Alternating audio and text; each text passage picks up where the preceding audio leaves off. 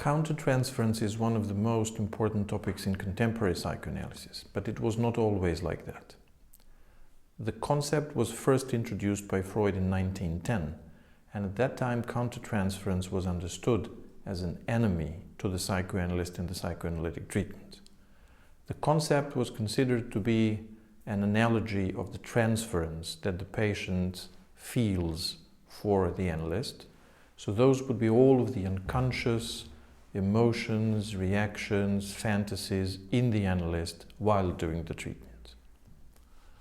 At this time, Freud was very concerned that the reputation of psychoanalysis could be completely destroyed by several occasions when some of his most important, his closest collaborators got involved in romantic or sexual relationships with their female patients.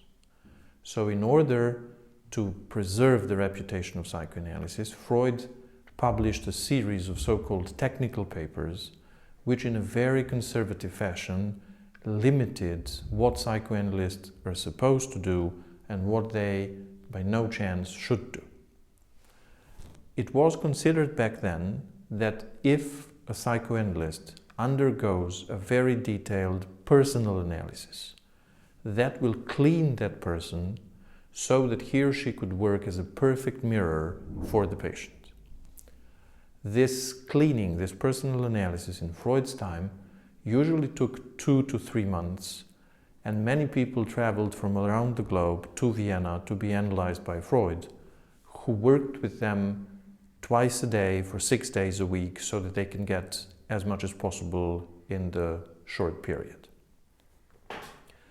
Between 1910 and the end of the World War II, there are basically no papers on countertransference in the world of psychoanalysis.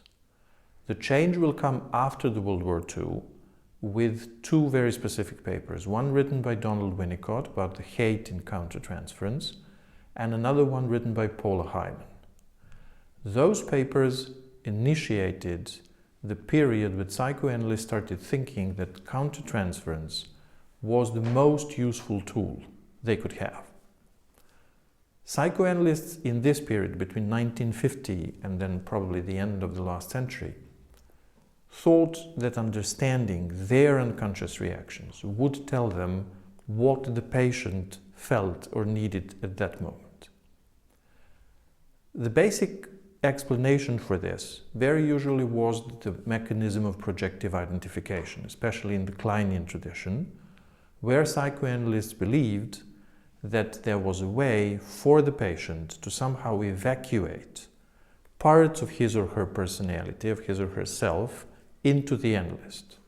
So the analyst is stirred up and feels something unusual is going on and should be able to recognize and name this experience and then interpret or communicate it to the patient. So in that way, countertransference becomes a very useful tool. Simply being smart, being cognitive, thinking about the patient was not considered to be enough anymore. We had to be introspective in order to be empathetic.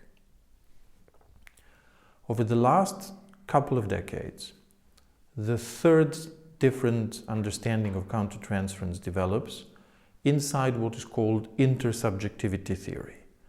So more and more psychoanalysts believe that whatever is going on in the analytic space is a product of 2 subjectivities, of 2 persons. The noun probably does not exist in plural in English, but 2 unconsciouses. That the analyst and the patient build something together and both are part of it all the time. One of the most important representatives of this tradition, Donna Orange, does not use the term countertransference anymore, or transference for that matter, but she says co-transference. So something built together in a collaboration between 2 persons who are involved in the analytic treatment.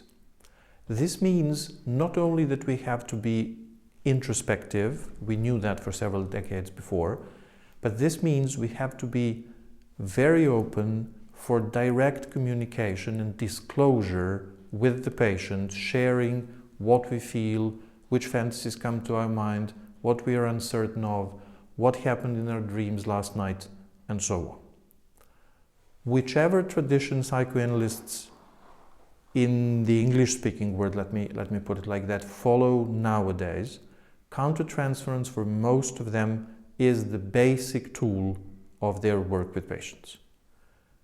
I hope in future videos we will return to clinical applications and possibly even to examples.